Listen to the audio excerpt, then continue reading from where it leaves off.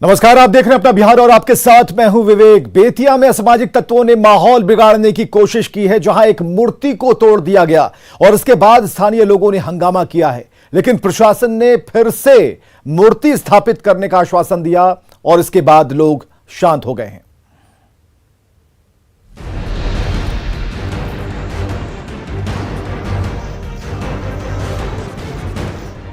सड़क पर आगजनी की ये तस्वीरें बेतिया की है। दरअसल बेतिया नगर थाना के बसवरिया धुनिया टोली मोहल्ले में असामाजिक तत्वों ने मंदिर में स्थापित भगवान की मूर्तियों को क्षतिग्रस्त कर दिया, जिसके बाद लोगों का गुस्सा फूट पड़ा है। आक्रोशित लोगों ने सड़क पर आगजनी कर अपने गुस्से का इजहार किया। गुस्साए लोगों ने असामाजिक तत्वों की तुरंत गिरफ्तारी की मांग की है। हम लोग को ऐसा प्रतीत होता है कि ये उन्हीं लोगों का काम है जो सद्भाव यहाँ का सांप्रदायिक सौहार्द बिगाड़ना चाहते हैं, और हम लोग यही मांग करते हैं कि इस मंदिर को पूर्णतः सुरक्षित किया जाए, चारों ओर से बाउंड्री वाल हो, सीसीटीवी भी लगे। हालांकि लोगों के हंगामे की सूचना के बाद बड़ी संख्या में पुलिस बल मौके पर पहुंच लोगों को समझाने की कोशिश की। यहाँ पे ऐसा आया है मामला, प्रकाश सामाजिक तत्व द्वारा तोड़ दिया गया है। हम लोग पूरी सच्चाई का पता लाने का प्रयास कर रहे हैं। दरअसल राम जानकी मंदिर के आसपास का इलाका नशेड़ियों के लिए नशा करने का अड्डा बनता जा रहा है, लिहाजा लोग मंदिर की चारदीवारी की मांग कर रहे हैं। फिलहाल तनाव को देखते हुए मौके पर भारी मात्रा में पुलिस बल की तैनाती की गई है। न्यूज़ 18 के लिए बेतिया से प्रफुल्ल कुमार की रिपोर्ट। तो जिला प्रशासन ने मंदिर में फिर से मूर्ति स्थापित करने की बात कही है और साथ ही अज्ञात लोगों के खिलाफ मामला दर्ज किया गया है। आज सुबह एक मंदिर की मूर्ति तोड़ी गई, असामाजिक तत्वों द्वारा उसे तोड़ा गया, जिसको लेकर काफ़ी बवाल हुआ। अभी मैं उस मंदिर में खड़ा हूँ। आप देख सकते हैं कि ये बसवरिया का राम जानकी मंदिर है। इसी मंदिर में कुछ असामाजिक तत्वों द्वारा मूर्ति को तोड़ा गया, जिसके बाद यहाँ काफ़ी बवाल हुआ। लोग काफ़ी हंगामा किए, आगजनी कर लोगों ने रोड जाम किया, जिसके बाद मौके पर पुलिस प्रशासन पहुँची और वरीय पुलिस पदाधिकारी भी पहुँचे, जिसके बाद कार्रवाई का आश्वासन दिया गया। कि सुबह में एक दो लड़के आए थे जिन्होंने इस तरह का ये कुकर्म किया है और मूर्ति को तोड़ा है, जिसके बाद से पुलिस प्रशासन पूरे मामले की जांच में जुटी हुई है और पुलिस ने ये आश्वासन दिया है लोगों को कि जांच पूरी होने के बाद जो भी दोषी होंगे उन पे कार्रवाई होगी। और मैं आपको बता दूं कि ये जो मूर्ति टूटी है उस मूर्ति को फिर से लगाने की कवायद वो भी स्थानीय लोगों द्वारा और जो भी धार्मिक संस्थाएं हैं उनके द्वारा की जानी। यहाँ पे उन लोगों ने भी ये आश्वासन दिया है। फिलहाल पुलिस जो है वो पूरे मामले की जांच में जुट गई है और अज्ञात लोगों पे केस दर्ज किया गया है। पुलिस दावा कर रही है कि जो अज्ञात लोग हैं जिन्होंने इस कांड को अंजाम दिया है उनकी गिरफ्तारी होगी और मूर्ति जो है पुनः इस मंदिर में जो मूर्ति स्थापित थी जिसे क्षतिग्रस्त किया था उसे फिर से स्थापित किया जाएगा। प्रफुल्ल कुमार, न्यूज़ 18 बेतिया। इधर बांका में मानवता को शर्मसार करने वाला वीडियो सामने आया है। चानन नदी में शव फेंकने का वीडियो वायरल हो रहा है, जिसके बाद कई तरह की चर्चाएं हैं।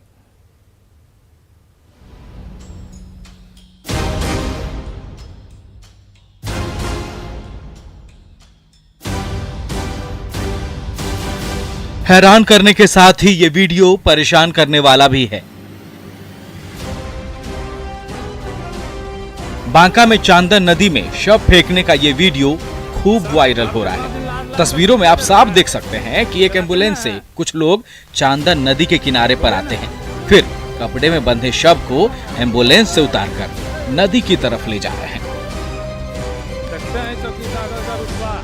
नदी के पास वर्दी में एक चौकीदार भी मौजूद है, जिसका नाम रवि पासवान बताया जा रहा है। की नाम है अपना? रवि पासवान। रवि कौन घर? इतना के तो बड़ा पूछता हूँ, बात करो। अरे बोलो। अच्छा ठीक है सर, आप जितना दिन लाश लाए सब फेंकिए दे रहे हैं, जलाते ना हैं। आई लोग जो है फेंक रहा है कुत्ता को खाने के लिए।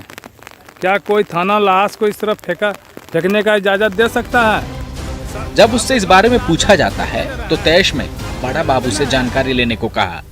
वहीं मौजूद लोग शव को बौंसी थाना का बता रहे हैं। हालांकि न्यूज़ 18 इस वायरल वीडियो की पुष्टि नहीं करता है।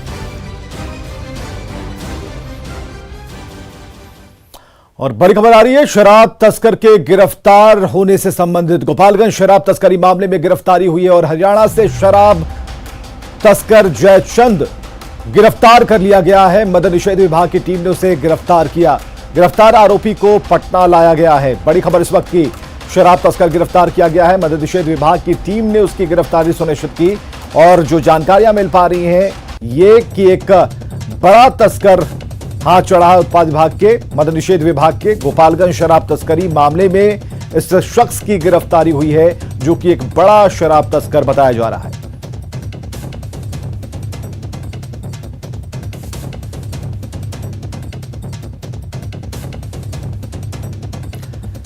लॉकडाउन खत्म होने के बाद पटना पुलिस ने जब्त शराब को नष्ट किया।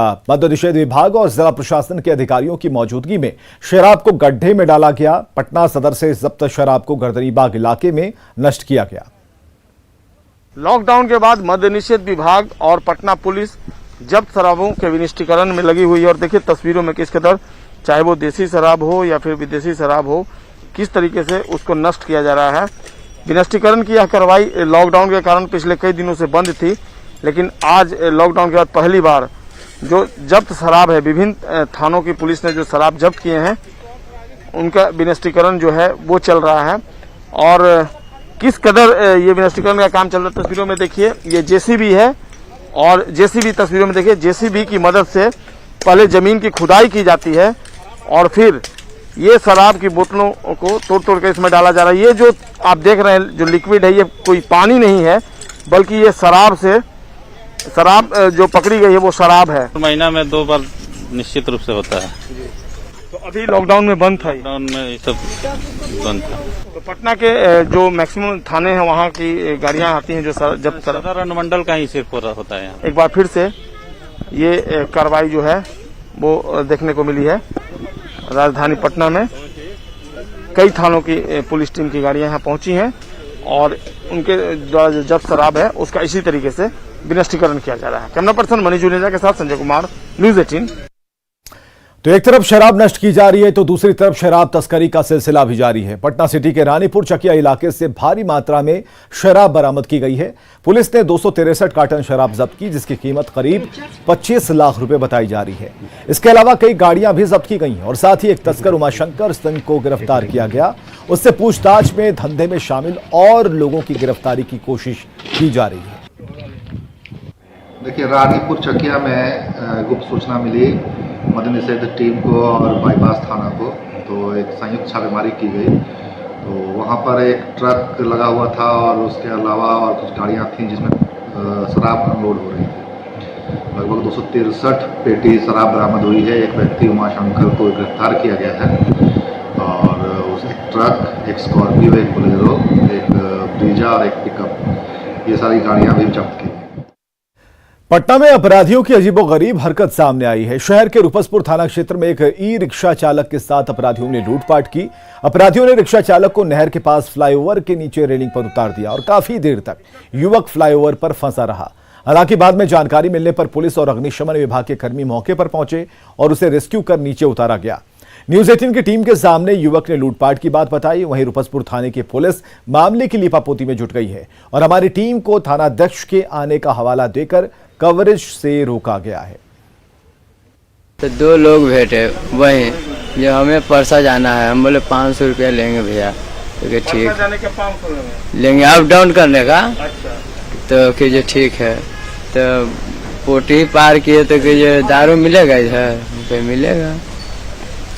तो वही उनको ऐसे मोहली दे लिए गए उधर पालगा पे बोलता है वहाँ। तो दारू कहाँ, ये पुल पे हमको चल अंदर पुल पर क्यों अरे रुकने दीजिए आप, क्या हुआ बड़ा बात कर लीजिए, बैठिए अंदर। मैंने बयान देने में क्या दिक्कत है? अच्छा, बड़ा बाबू आ रहा है।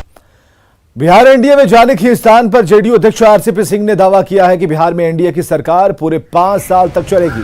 जीतन राम मांझी और मुकेश हुसैनी की नाराजगी की खबरों पर उन्होंने कहा कि एक परिवार में जब 4 लोग रहते हैं तो थोड़ी बहुत खटपट होती है, लेकिन परिवार के मुखिया नीतीश जी सबके सुनते हैं और समाधान भी निकालते हैं। बिहार में जो एनडीए गठबंधन है ना, वो बहुत मजबूत है, स्थिर है और हमारे नेता के नेतृत्व में बहुत अच्छा काम बिहार में हमारी सरकार कर रही है। हमारे घर के मुखिया नीतीश बाबू वो सबकी सुनते हैं और फिर सबके हित में बिहार के लिए और देश के लिए, समाज के लिए जो बेहतर होता है वही करते हैं। यानी कि एनडीए की सरकार से पूरे 5 साल तक आराम से चलेगी, इसमें कोई दिक्कत नहीं? बिल्कुल ही नहीं, स्पष्ट रूप से चलेगी। अब लोग जो है उम्मीद लगाए रहते हैं। देखिए, एक बार जनता ने कार्य किया तो 5 साल तक धैर्य रखिए और विपक्ष की भूमिका निभाइए। तो इस मुलाकात के मायने निकाले जा रहे हैं और मायने सीएम नीतीश से डिप्टी सीएम तारकिशोर प्रसाद की मुलाकात के भी निकाले जा रहे हैं। हालांकि सीएम नीतीश कुमार से आधे घंटे की मुलाकात को डिप्टी सीएम तारकिशोर प्रसाद ने सामान्य मुलाकात बताया है। ये सामान्य मुलाकात है। हम माननीय मुख्यमंत्री जी के नेतृत्व में हम सब सरकार में हैं और समय समय पर हम सब उनसे बात करते रहते हैं और उनका मार्गदर्शन भी प्राप्त करते हैं। कोई कठिनाइयां आती है तो उसको भी दूर करते हैं और हमारी आज की मुलाकात सामान्य मुलाकात है। जल संसाधन मंत्री संजय झा ने दरभंगा में बाढ़ से बचाव की तैयारियों का जायजा लिया है। उन्होंने गोपालपुर गांव में जमींदारी बांध का जायजा लिया। वहां मौजूद लोगों से बात की। मंत्री ने कहा कि जमींदारी बांध की देखरेख का जिम्मा जल संसाधन विभाग का है और जमींदारी बांध को मजबूत किया जा रहा है ताकि इलाके को बाढ़ से बचाया जा सके।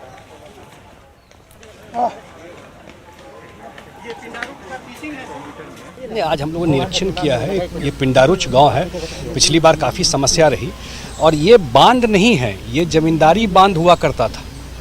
इस बार हम लोगों ने इसको, मुख्यमंत्री जी ने कहा कि जमींदारी बांध भी अब जल संसाधन को देखना है, पिछली बार से कहा, इसको स्ट्रेंथन किया गया है। लगभग काम कंप्लीट है, कुछ काम बाकी है। आप जानते हैं कोरोना काल में थोड़ा डिफ़िकल्ट भी हुआ काम कराना। ये अगले 1 सप्ताह में बचा हुआ जो छोटा मोटा काम है इसके ऊपर अब सुरक्षित है, ये पूरा उसको ये लोग काम कर लेंगे। खास करके उत्तर बिहार में और दरभंगा जिला में, क्योंकि ये बाढ़ का बहुत समस्या रहता है। एक मुश्किल समय में ये काम हुआ है। बहुत सारे लोग कोरोना पॉजिटिव भी रहे डिपार्टमेंट में, लेकिन उस हिसाब से लोगों ने काम लगभग कंप्लीट कर लिया। कल मैंने रिव्यू किया था डिटेल में दरभंगा का। दरअसल जमींदारी बांध टूटने से ही दरभंगा में बाढ़ आती है। अब इस बांध की मरम्मत की गई है, जिसका जायजा लिया हमारे सहयोगी विपिन कुमार ने। अभी हम केवटी प्रखंड के पिंडारुच गांव में हैं और हम अभी जहां खड़े हैं वो जमींदारी बांध है और यही जमींदारी बांध है जो पिछले साल कहड़ बन के जो है बरपा था। यहाँ जो सामने जो गांव है उस पर यही जो है बांध का कटाव हुआ था। इसके बाद जो है पानी लगातार केवटी प्रखंड में कई जमींदारी बांध जो है ध्वस्त हो गया, जिससे सबसे ज़्यादा यदि प्रभावित रहा तो केवटी प्रखंड पिछले साल प्रभावित रहा, जिसको देखते हुए खुद आज जल संसाधन मंत्री संजय झा यहाँ आए और निरीक्षण किया और यहाँ जो है ग्रामीणों से भी बात की और संतुष्ट होकर गए। पदाधिकारी का अमला भी उनके साथ था। यहाँ हर साल ये पिंडारुच पंचायत का गोपालपुर गांव है और हर साल यहाँ ये बांध टूट जाता था और टूटने से ये सिर्फ पिंडारुच पंचायत ही नहीं, यहाँ के अनेकों पंचायत यहाँ प्रभावित हुआ करते थे। तो यहाँ ग्रामीण भी इस बात से संतुष्ट हैं कि इस बार जो विपदा यदि बाढ़ की आती है तो लोग सुरक्षित महसूस कर रहे हैं। विपिन कुमार, न्यूज़ 18 दरभंगा। बांका की लाइफलाइन कही जाने वाली चांदन नदी का पुल ध्वस्त हुए 1 साल से ज्यादा का वक्त गुजर चुका है। लोग जान की बाजी लगाकर इस पुल से गुजरते हैं। प्रशासन ने एक डायवर्जन बनाया है, लेकिन लोगों का कहना है कि डायवर्जन पर पानी बह रहा है और वो कभी भी टूट सकता है।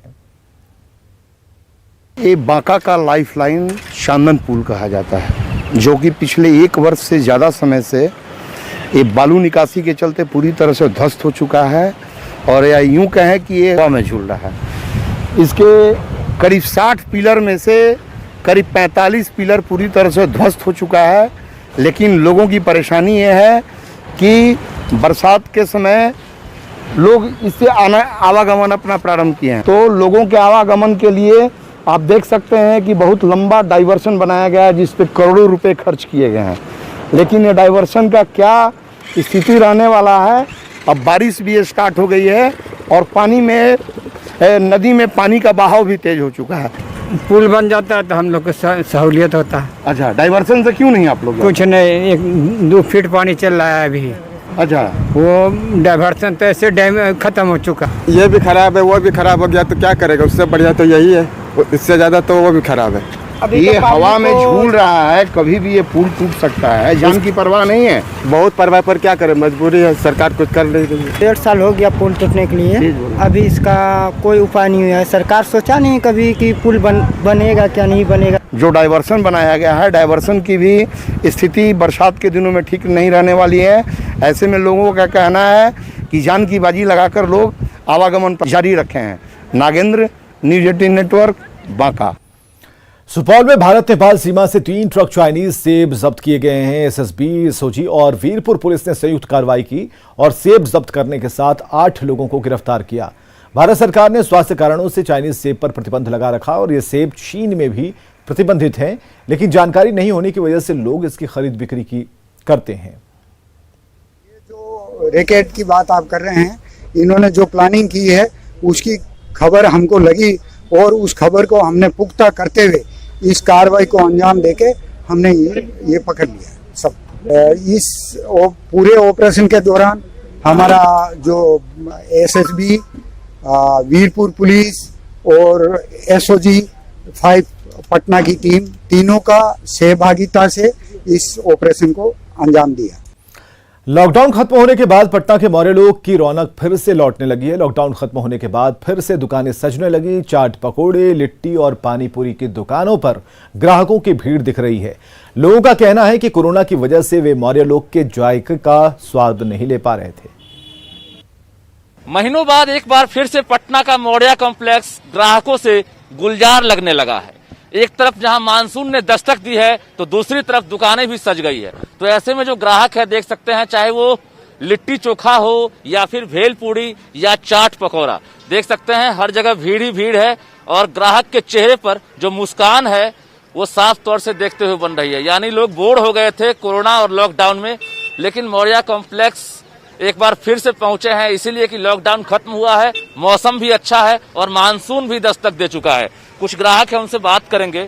मैडम, कितने महीनों बाद आई है मौर्या कॉम्प्लेक्स? 3 मंथ्स, 3 महीने बाद आ रहे हैं हम लोग। तो कैसा लग रहा है अब जो नजारा देख रहे हैं? बहुत अच्छा लग रहा है, बिल्कुल थोड़ा पुराने जैसा टाइम जैसा थोड़ा फीलिंग आ रहा है। आंखें तरस गई थी ये तस्वीर देखने के लिए। हाँ बिल्कुल, अब बहुत अच्छा लग रहा है बाहर निकल के, अच्छा लग रहा है यहाँ पे। क्या लग रहा है, चाहते हैं कि अब यही नजारा रहे हमेशा? लेकिन सेफ्टी के साथ रहे, ऐसा नहीं है कि बहुत भीड़ भाड़ हो जाए तो और लोग परेशान हो। दुकानदार से लेकर जो ग्राहक है उन्हें इंतजार था, आंखें तरस गई थी ये तस्वीर देखने के लिए। और वास्तव में जो मौर्या कॉम्प्लेक्स है वो काफी खूबसूरत दिख रहा है। पटना का दिल कहा जाने वाला डाक बंगला चौराहा, वहां से ठीक सामने मौर्या कॉम्प्लेक्स है और देखिए वहां पर दुकानों के बाहर किस तरह से भीड़ लगी हुई है। दुकानदार भी काफी खुश दिख रहे हैं। क्या भाई साहब, बिक्री बढ़ गई है?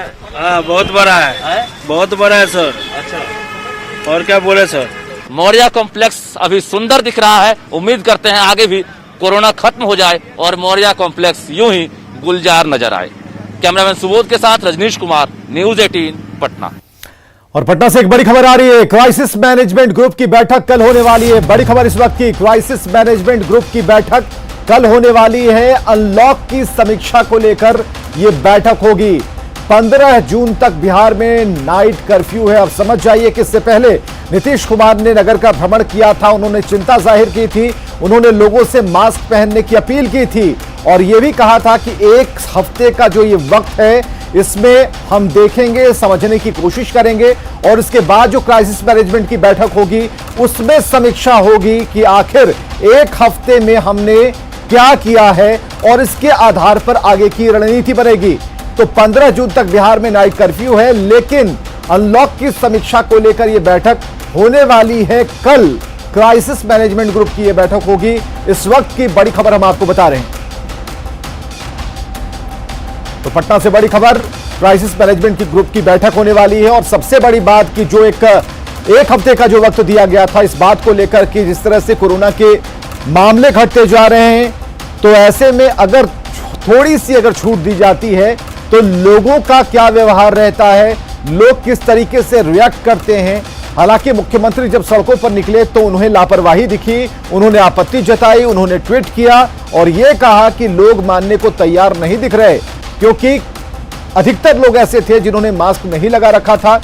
और दिवाकर हमारे साथ ब्यूरो चीफ पटना, उनसे बात करते हैं बिहार ब्यूरो चीफ से। दिवाकर, जो स्थिति है ये है 1 हफ्ते का टेन्योर जिसमें मुख्यमंत्री भी सड़क पर निकले, उन्होंने ट्वीट भी किया, अब कल क्राइसिस मैनेजमेंट की बैठक है, तो क्या सिर्फ आंकड़ों को ही आधार मानकर अगले हफ्ते तक या फिर अगले हफ्ते के लिए कुछ सुनिश्चित किया जाएगा? देखिए विवेक, अभी अनलॉक लगा हुआ है। 1 हफ्ते का जब पिछली बार बैठक हुई थी और समीक्षा हुई थी, उसके बाद पहली बार कई क्षेत्रों में कई चीजों पर सहूलियतें दी गई थी, छूट दी गई थी।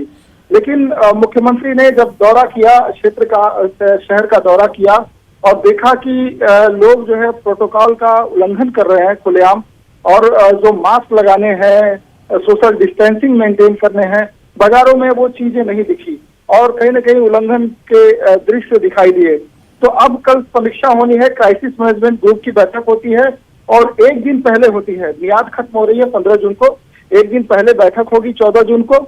और अब ये देखना होगा कि जो अल्टरनेट व्यवस्था की गई है कई क्षेत्रों में, जो लोगों की शामिल होने की, चाहे शादी विवाह हो या जो है अंतिम संस्कार हो या सामाजिक कार्य हो, इसके लिए क्या कुछ नए नियम आते हैं? बहुत बहुत शुक्रिया दिवाकर हमसे बातचीत के लिए, तमाम जानकारियों के लिए।